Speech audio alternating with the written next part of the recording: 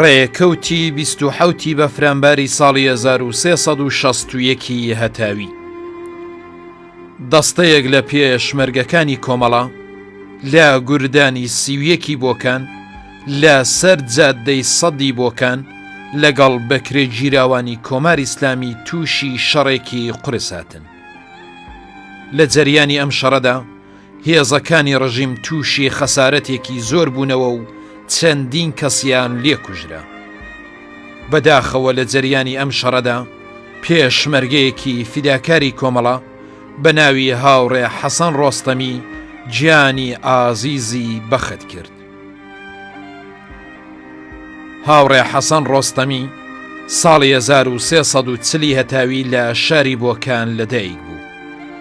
هاوڕێ حەسەن تا 11 کلاس دەرسی خوێند. ساڵی 1358 هەتاوی پەیوەندی بە کۆمەڵەوە گرت. ساڵی 1359 هەتاوی هاتە ناو ڕیزی هێزی پێشمەرگەی کۆمەڵە.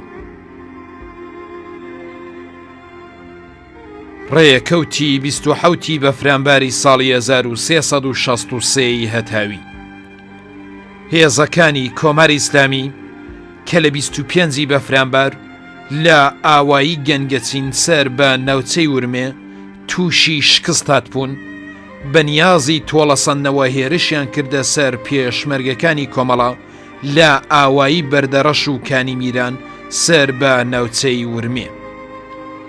ئەم هێرشەی هێزەکانی ڕژیم لەگەڵ مقاومەت و بەرەنگاری پێشمەرگەکانی کۆمەڵە ڕووبەڕوو بووەوە و ئەم هێرشا و تێکشکە. لە جەریانی ئەم شەڕەدا پێشمەرگەیەکی فیداکاری کۆمەڵە بە ناوی هاوڕێ ڕەحیم سولەیمان زادە گیانی ئازیزی بەخت کرد. هاوڕێ ڕەحیم سولەیمان زادە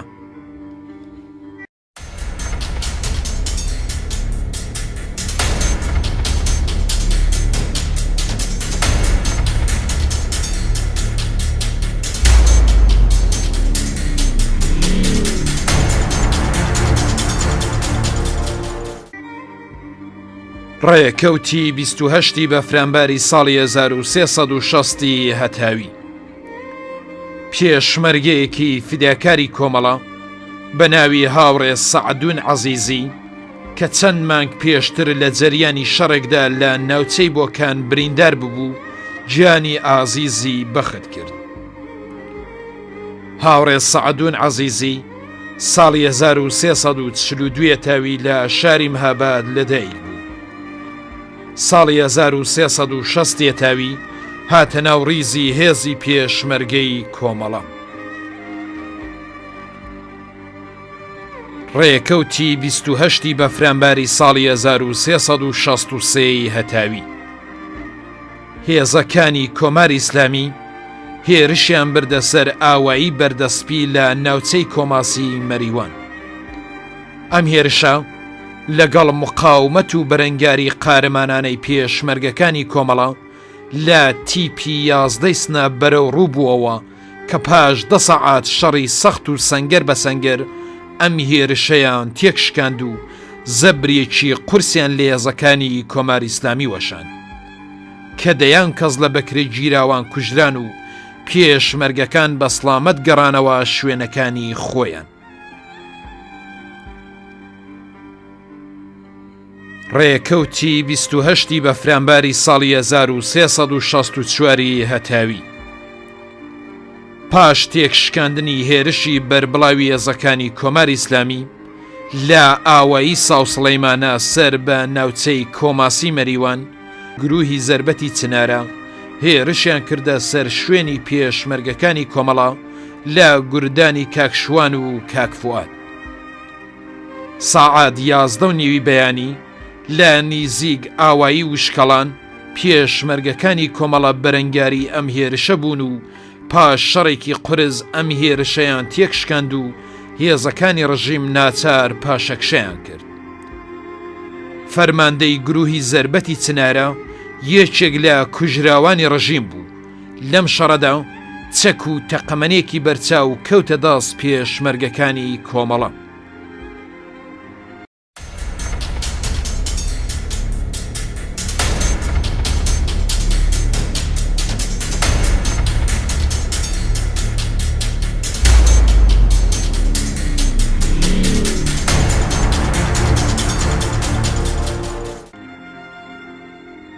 ڕێکەوتی 29 بەفرامباری ساڵی 1359 هەتاوی پێشمەرگەکانی کۆمەڵە لە 6 کیلومتری شاری پیرانشار بەرەنگاری هێرشی گەورەی هێزی داگیرکەری کۆماری ئیسلامی بوون و لە شەڕێکی سەخت و خێناویدا ئەم هێرشەیان تێکشکاند و پاشەکشەیان بە هێزی داگیرکەر کرد.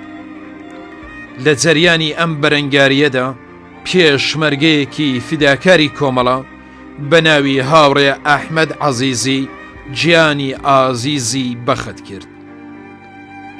هاوڕێ ئەحمەد عەزیزی ساڵی 1334 هەتاوی لە ئاوایی لاوێن سەر بە ناوچەی پیرانشار لەدایک بوو. پاش ڕاپەڕینی گەلانی ئێران هاتە ناو ڕیزی هێزی پێشمەرگەی کۆمەڵە. ڕێکەوتی 29 بەفرامباری ساڵی 1360 هەتاوی هاوڕێ غوڵام محەممەدی پێشمەرگەی فیداکاری کۆمەڵە کە لە ڕێکەوتی 26 بەفرامباری ساڵی 1360 هەتاوی لە کاتی تێکەڵچوون لەگەڵ بەکرێ گیراوانی کۆماری ئیسلامی برینی قورسی هەڵگرت و بەهۆی کاریبوونی برینەکەی پاش 3 ڕۆژ بربەرەکانی لەگەڵ مەرگ گیانی ئازیزی بەخت کرد. هاوڕێ غوڵام محەممەدی ساڵی 1341 هەتاوی لە ئاوایی هەرسین سەر بە ناوچەی ژاوەڕێسنە لەدایک بوو. ساڵی 1358 هەتاوی پەیوەندی بە کۆمەڵەوە گرت و دوای ماوەیە کاتە ناو ڕیزی هێزی پێشمەرگەی کۆمەڵە. ڕێکەوتی 29 بەفرامباری ساڵی 1361 هەتاوی ئاوایەکانی ئاخکەند و یازی بڵاغی سەر بە ناوچەی ساقز بوو بە مەیدانی شەڕێکی قورس لە نێوان پێشمەرگەکانی کۆمەڵە و گروهی زەربەتی ئەم ناوچەیە. پێشمەرگەکانی کۆمەڵە لەم ڕۆژەدا حەماسەیەکی مێژوویان خوڵقاند و لەم شەڕەدا زیاتر لە 70 کەس لە بەکرێ گیراوانی ڕژیم کوژران و ئەم حەماسەیە بە خوێنی 3 پێشمەرگەی قارەمانی کۆمەڵە بە ناوەکانی هاوڕێ ئەحمەد کەریم پەناو، هاوڕێ حوسێن خودایی و هاوڕێ ڕەحیم ئەحمەد زادە لە مێژووی خەباتی ڕەوای خەڵکی کوردستاندا تۆمار کرا. هاوڕێ حوسێن خودایی ساڵی 1337 هەتاوی لە ئاوایی ئاخکەند سەر بە ناوچەی سەقز لەدایک بوو. ساڵی 1359 هەتاوی هاتە ناو ڕیزی هێزی پێشمەرگەی کۆمەڵە. هاوڕێ حوسێن فەرماندەی نیزامی دەستەیەک لە پێشمەرگەکانی کۆمەڵە و ئەندامی کۆمەڵە بوو. هاوڕێ ئەحمەد کەریم پەنا ناسرا و باوریە ساڵی 1336 هەتاوی لە ئاوایی کانیکەوە سەر بە ناوچەی سەقز لەدایک بوو. ساڵی 1358 هەتاوی هاتە ناو ڕیزی هێزی پێشمەرگەی کۆمەڵە. هاوڕێ وریە ئەندامی کۆمەڵە و فەرماندەی نیزامی دەستەیەک لە پێشمەرگەکانی کۆمەڵە بوو. هاوڕێ ڕەحیم ئەحمەد زادە ساڵی 1344 هەتاوی لە ئاوایی سڵێمانکەندی سەر بە ناوچەی سەقز لەدایک بوو. ساڵی 1358 هەتاوی هاتە ناو ڕیزی هێزی پێشمەرگەی کۆمەڵە.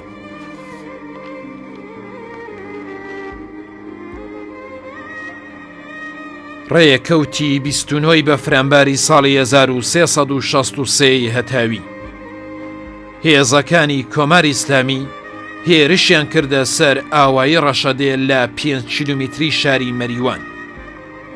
پێشمەرگەکانی کۆمەڵە لە تیپی 11 سنە لەم ئاواییە بەرەنگاری ئەم هێرشە بوون و پاش 7 ساعات شەڕ و پێکدادان ئەم هێرشەیان تێکشکاند و بە سڵامەت گەڕانەوە شوێنی خۆیان.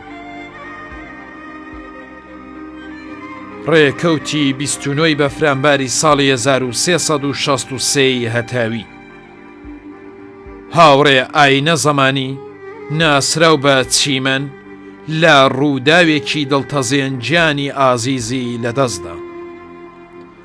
هاوڕێ ئاینە زەمانی ساڵی 1340 هەتاوی لە ئاوایی کچە گومبت سەر بە ناوچەی دیواندەراو لەدایک بوو. ساڵی 1362 تاوی هاتە ناو ڕیزی هێزی پێشمەرگەی کۆمەڵە.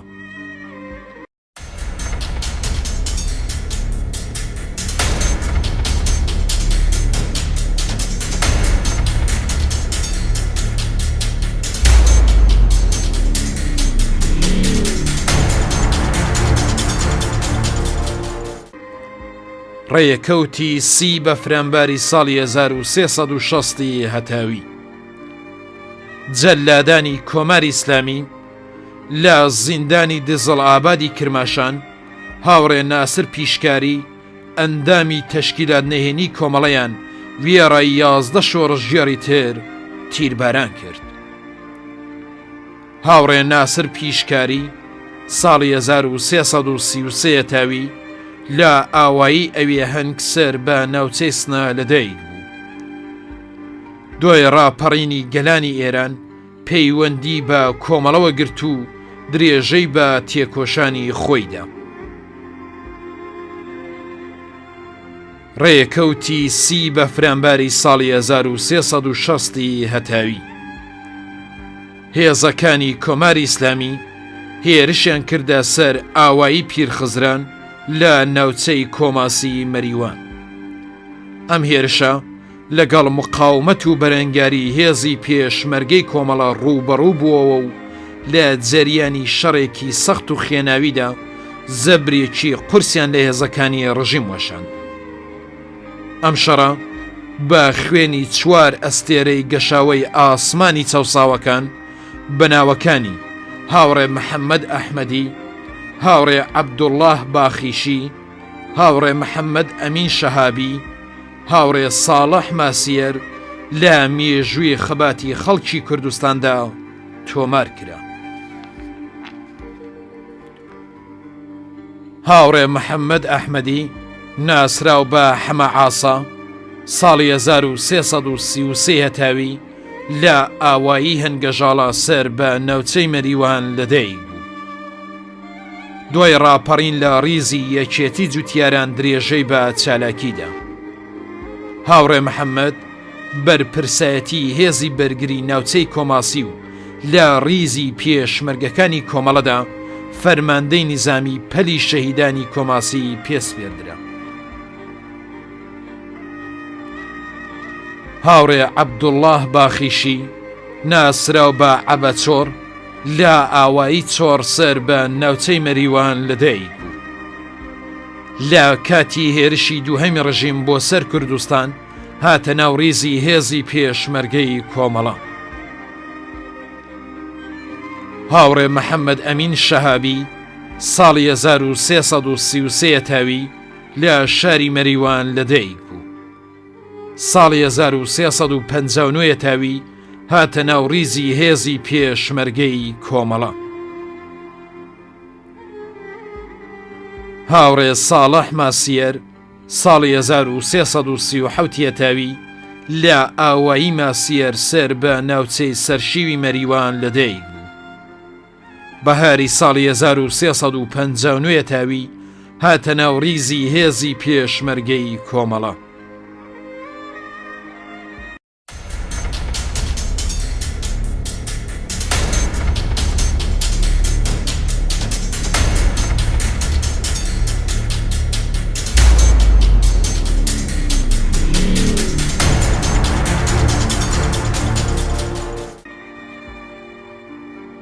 ڕێیەکەوتی یەکی ڕێبەندانی ساڵی 1359 هەتاوی هاوڕێ جەعفەر مورادی ئەندامی تەشکیلات نهێنی کۆمەڵە لە شاری مەهاباد بەدەست بەکرێی گیراوانی کۆماری ئیسلامی تێرۆر کرا و گیانی ئازیزی بەخت کرد. هاوڕێ جەعفەر مورادی ناسراو بە جەعفەر خەیات ساڵی 1331 تاوی لە شاری مەهاباد لەدایک بوو. ساڵی 1353 تاوی پەیوەندی بە تەشکیلاتی نهێنی کۆمەڵەوە گرت و تاو کاتی گیانبەختکردنی لە ڕیزی تەشکیلات نهێنیدا گەلێک کار و مەعموریەتی بە ئەنجام گەیاند.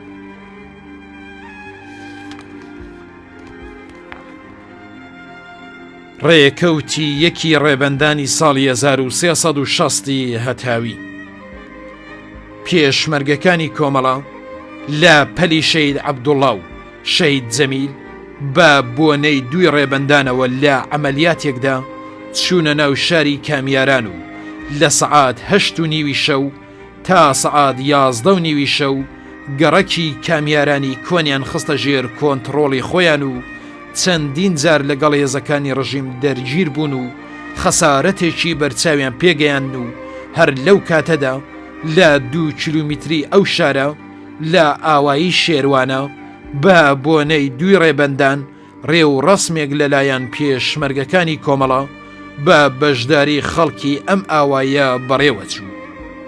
پاشان پێشمەرگەکان بە سڵامەت گەڕانەوە شوێنەکانی خۆیان.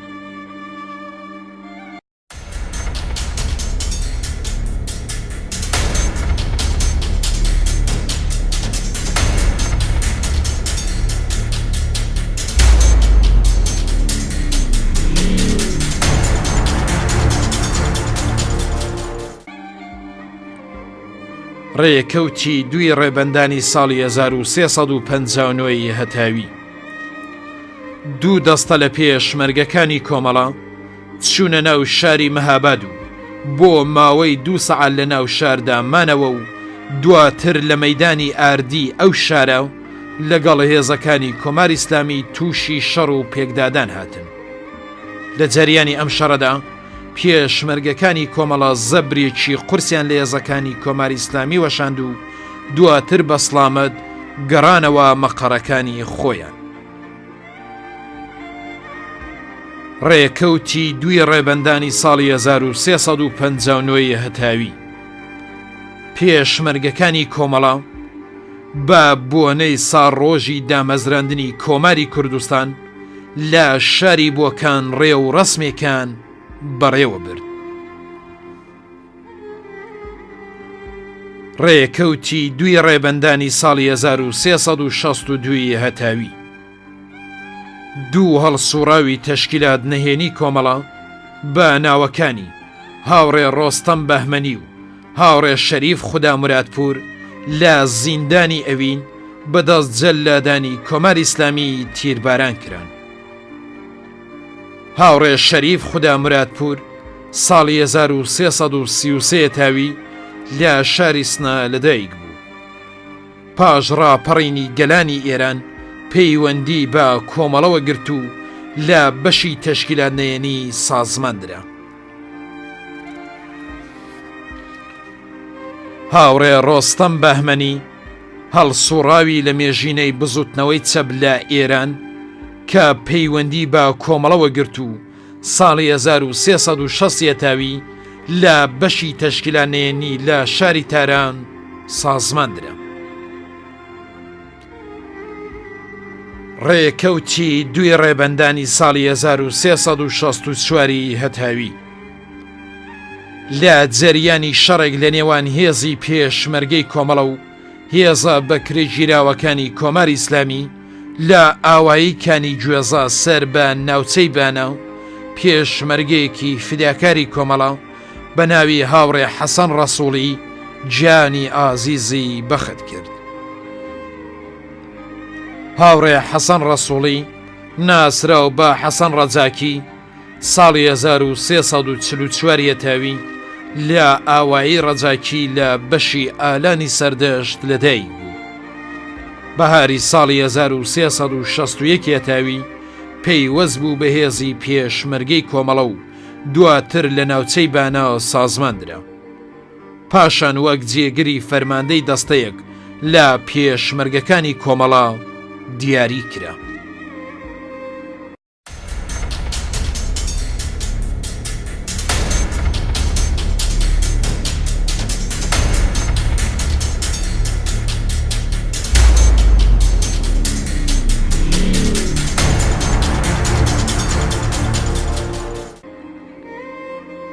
ڕێکەوتی سێ ڕێبەندانی ساڵی 1359 هەتاوی هێزەکانی کۆماری ئیسلامی چوونە ناو ئاوایی ئاڵمانە سەر بە ناوچەی مەریوان. دوای ئازار و ئەزیەتکردنی خەڵکی ئاوایی چەند کەس لە خەڵکی تێکۆشەری ئەم ئاواییە دەگرن و پاش سەعات و نیوێک ئاواییەکە چۆڵ دەکەن. ڕێکەوتی سێ ڕێبەندانی ساڵی 1359 هەتاوی دوو دەستە لە پێشمەرگەکانی کۆمەڵە لە پەلی شەید قوتبەدین لە جادەی سنە مەریوان لە نێوان پایەگاکانی ئارێز و تێژ لەگەڵ هێزەکانی کۆماری ئیسلامی تووشی شەڕێکی قورس هاتن. لە جەریانی ئەم شەڕەدا پێشمەرگەکانی کۆمەڵە زەبرێکی قورسیان لە هێزەکانی کۆماری ئیسلامی وەشاند و بە سڵامەت گەڕانەوە شوێنی خۆیان.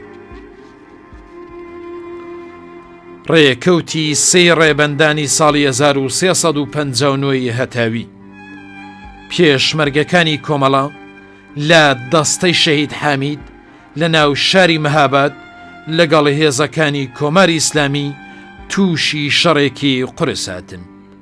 لە جەریانی ئەم شەڕەدا پێشمەرگەکانی کۆمەڵە زەبرێکی قورسیان لە هێزەکانی کۆماری ئیسلامی وەشاند. ڕێکەوتی سێ ڕێبەندانی ساڵی 1359 هەتاوی چەند مانگ پاش داگیرکردنی شاری مەهاباد لەلایەن هێزە سەرکوتگەرەکانی کۆماری ئیسلامی پێشمەرگەکانی کۆمەڵە لە پەلی هاوڕێخانەی موعینی و پەلی هاوڕێ حەمە حوسێنی کەریمی بە بۆنەی دوی ڕێبەندان بۆ بەڕێوەبردنی ئەمەلیاتێک چوونە ناو شاری مەهاباد و لە ڕۆژی سێ ڕێبەندان لە نێوەڕاستی شاردا و لە مەیدانی چوارچرا شوێنی لە سێدارەدانی قازی محەممەد بە ڕۆژی ڕووناک ئەمەلیاتێکیان سەرکەوتوانە بەڕێوە برد و زیاتر لە 40 کەس لە بەکرێ گیراوانی ڕژیم کوژران. لە جەریانی ئەم شەڕەدا پێشمەرگەیەکی تێکۆشەری کۆمەڵە بە ناوی هاوڕێ سولەیمان بلووری کەوتە بەرگولەی بەکرێ گیراوانی ڕژیم و گیاونی ئازیزی بەخت کرد. هاوڕێ سولەیمان بلووری ساڵی 1331 هەتاوی لە شاری مەهاباد لەدایک بوو. پاش هێرشی ڕژیم بۆ سەر کوردستان هاتە ناو ریزی هێزی پێشمەرگەی کۆمەڵە. دوای هێرشی 28 گەلاوێژی کۆماری ئیسلامی بۆ سەر کوردستان هاوڕێ سولەیمان لە زۆربەی شەڕەکانی هێزی پێشمەرگەی کۆمەڵە بەشداری کرد و لە مەیدانی خەباتیشدا لە زومرەی پێشەنگترین پێشمەرگەکانی کۆمەڵە بوو. ڕێکەوتی سێی ڕێبەندانی ساڵی 1361 هەتاوی بەداخەوە لە ڕووداوێکی هەرەسهێنانی بەفر تێکۆشەرێکی ماندوونەناسی کۆمەڵە بە ناوی هاوڕێ عەبدولحوسێن ڕەحیمی زەڕ لە ڕێگای مەعموریەتێکی تەشکیلاتیدا لە ئاوایی کەڵاتێ سەر بە ناوچەی کەڵاتەرزانی سنا بوو بەژێر ئەو هەرەسە و گیانی ئازیزی لەدەستدا. هاوڕێ عەبدولحوسێن ڕەحیمی زەڕ ساڵی 1325 هەتاوی لە ئاوایی ئەوێ هەنگ سەر بە ناوچەی سنا لەدایک بوو. لە جەریانی ڕاپەڕینی گەلانی ئێران لە ساڵی 1357 هەتاوی بەناسینی کۆمەڵە و ئاشنایی لەگەڵ سیاسەتەکانی کۆمەڵە هەستی بەوە کرد کە ئامانجی کۆمەڵە چارەی دەرد و ڕێگەی ڕزگاری زەحمەتکێشانە لە مەینەتی نظامی ڕەشی سەرمایەداری. هەر بۆیەش دەست بەجێ بوو بەلایەنگری دڵسۆز و هەڵسوڕاوی کۆمەڵە و خەباتی خۆی بەڕێبازی کۆمەڵەوە گرێدا. لەو ماوەیەدا کەلایەنگر بوو گەلێک کاری قارەمانانە و لە خۆ بردوانەی لە خۆی نیشاندا کە بووە هۆی هەرچی زیاتری خۆشەویستی و ئازیزبوونی لەلای خەڵک و پێشمەرگەکانی کۆمەڵە.